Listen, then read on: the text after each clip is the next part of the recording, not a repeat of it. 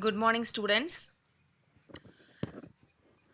In the last session, we all are learn about what is microprocessors and the characteristics of microprocessors. Okay. Today we are going to learn about data communication and the computer memory. Okay. Data communication between CPU and memory. How is it possible? Okay. The central processing unit, that is CPU, has a memory data register, that is MDR, and a memory address register, MAR. Okay. The memory address register is mainly used for transfer the data into the computer system. Okay. The memory data register, MDR, keeps the data which is transferred between the memory and the CPU.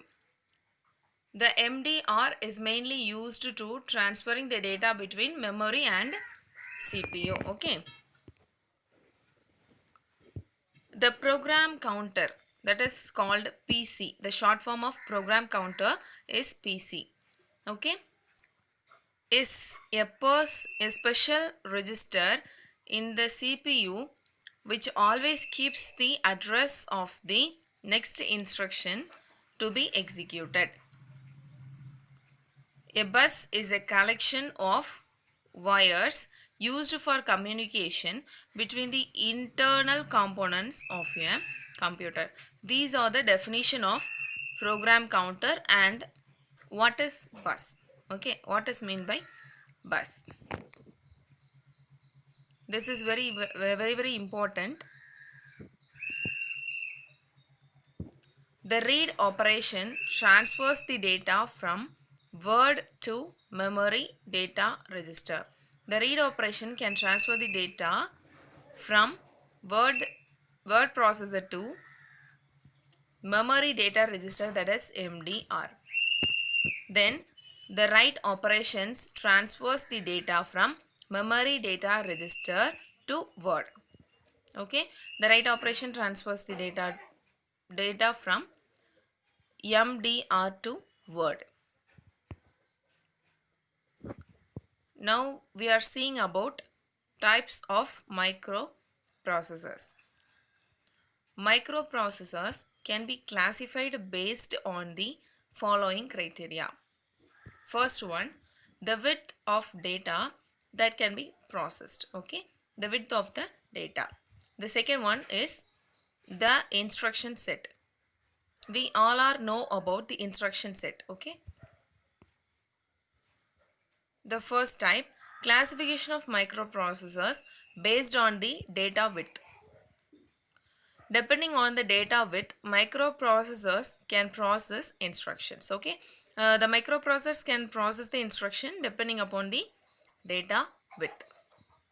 The microprocessors can be classified as follows.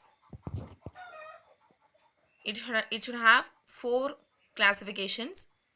The first one is 8-bit microprocessor. The second one is 16-bit microprocessor. The third one is 32-bit microprocessor. And the fourth one is 64-bit microprocessor. Okay. The microprocessor have four classifications.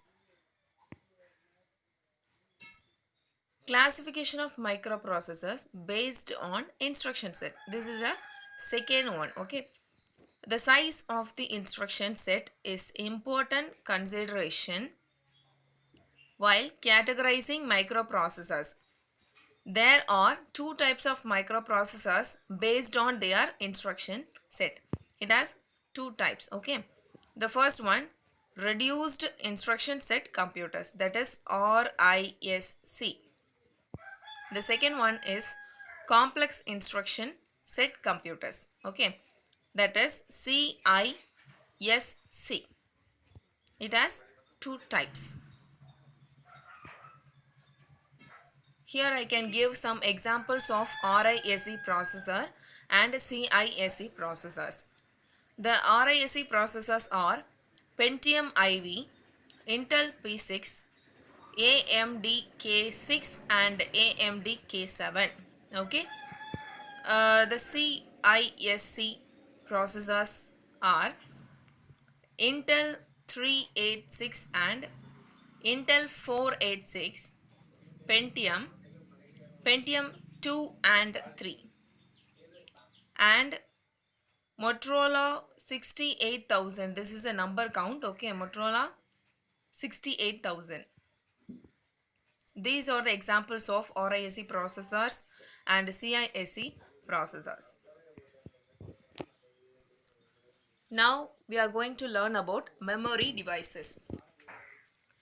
A memory is used to store data and instructions into the computer system. A memory is like a human brain. It can used to store the data. Okay.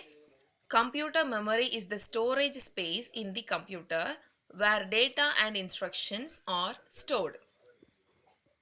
There are two types of accessing methods to access the memory. It has two types of accessing methods. Okay. There are sequential access, that is read only memory. We all are familiar with the topic read memory. Okay, read memory. The second one is random access memory, that is called write memory. Okay, it has two methods, sequential access and random access, or read memory and write memory. Okay, in sequential access, the memory is accessed in an orderly manner from starting to end. It can access the data from starting to end. The second one is random access. In random access, any byte of memory can be accessed directly without navigating through previous bytes. It can access the data depending upon the memory stage of the particular instruction or program. Okay. Different memory devices are arranged according to the capacity, speed and cost as shown in the following figure. These are the steps of the memory according to the capacity, the memory capacity of the particular disk, the speed of the disk and the particular cost of the memory. Okay, these are the steps. This is called a memory hierarchy. Okay, hierarchy.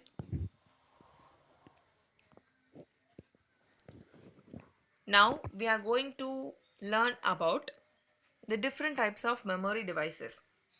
The first one is random access memory, that is called RAM. Okay, the main memory is otherwise called as random access memory. This is available in the form of integrated circuits. The short form of integrated circuits is IC. The smallest unit of information that can be stored in the memory is called as a bit. Okay, this is one of the important definition. What is bit? Okay, the smallest unit of information that can be stored in the memory is called as a bit. The next important definition is what is byte? The memory can be accessed by a collection of 8 bits which is called as a byte. Okay, this is one of the important definition. The memory can be accessed by a collection of 8 bits which is called as a byte. RAM is a volatile memory, which means that the information stored in it is not permanent. This is not a permanent memory. Okay, this is random access memory. Random access memory is a volatile memory, which means it cannot store the data permanently into their memory. As soon as the power is turned off, whatever data that resides in RAM is lost. Okay, we can lose the data at any time. It allows both read and write operations. The user can perform both read and write operation into that memory. Types of RAM. There are two basic types of RAM. The one is dynamic RAM. Another one is static RAM. Okay, DRAM and SRAM. Hence, static RAM is more expensive than dynamic RAM. Okay, this is more expensive. The static RAM is more expensive than dynamic RAM. The next one is read-only memory. This is called ROM. Read-only memory refers to special memory in a computer with pre-recorded data at manufacturing time which cannot be modified. Once the data has been written onto a ROM chip, it cannot be modified or removed and can only be read. It cannot be modified any data. Okay, this is only for read purpose. The user cannot edit any instruction into the program. ROM retains its contents even when the computer is turned off. So, ROM is called as a non-volatile memory. If we are shutting down the computer, our data will be secured into the read-only memory. Okay, this is the best memory to use. The next one is programmable read-only memory. Programmable read-only memory is also a non-volatile memory. Okay, these also stored our data into the computer permanently, on which data can be written only once. The process of programming a PROM, that is programmable read-only memory, is called burning the programmable read-only memory. Okay. The next one is erasable programmable read-only memory, that is called EPROM. Erasable programmable read-only memory is a special type of memory which serves as a PROM. Okay, it can also work like a programmable read-only memory, but the content can be erased using ultraviolet rays. In the programmable read-only memory, we cannot erase any data. Okay, but here we can do the data erasation by using ultraviolet rays.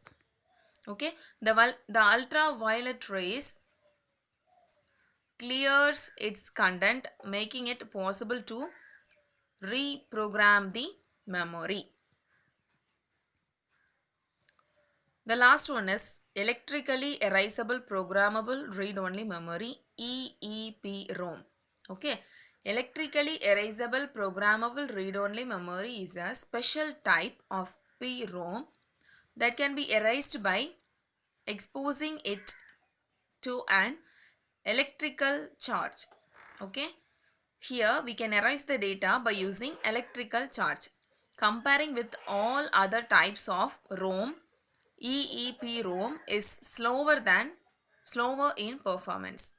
Okay, the EEPROM is slower than in its performance. The last one is cache memory.